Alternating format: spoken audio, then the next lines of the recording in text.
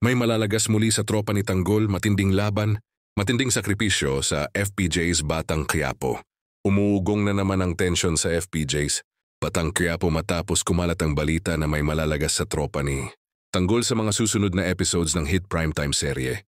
Habang papalapit na sa pinakamainit na yugto ng kwento, mukhang wala ng atrasan para kina Tanggol at sa kanyang mga kasamahan.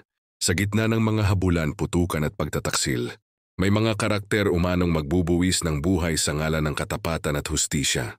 Ayon sa mga spoiler at teaser na lumalabas online, magiging mabigat at emosyonal ang mga susunod na eksena. May ilan sa mga kasamahan ni Tanggol na masasaktan at mawawala. At ito ang magbibigay daan sa bagong direksyon ng kwento.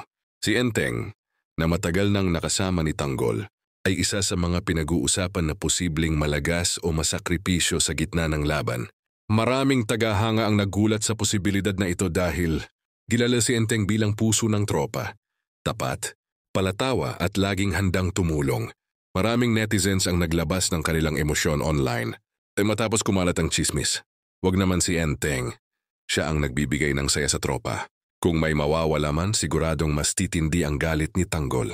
Sa direksyon ni Coco, patuloy ang Batang Quiapo sa pag-angat bilang isa sa mga pinakamatagumpay na teleserye ng ABS-CBN. Yun yung mga iiksenang sa puno ng aksyon at emosyon ay patunay na handang ipakita ng serye ang realidad ng sakripisyo sa gitna ng laban para sa kabutihan.